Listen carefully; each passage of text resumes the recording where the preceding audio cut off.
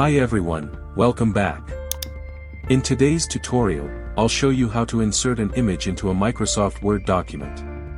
Don't forget to subscribe so you don't miss out on more easy Microsoft Word tips. With your document open, look at the top of your screen. Click on the Insert tab in the menu bar. Inside the Insert tab, click on Pictures. If your picture is saved on your computer, click this device.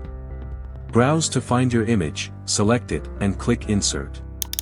Your image will now appear in the document. Click on the image to open the picture tools. Go to Wrap Text and choose In Front of Text. This makes it super easy to move the image anywhere in your document without it affecting your text. You can also resize the image by dragging the corners. And that's it. You've successfully inserted and adjusted an image in Word.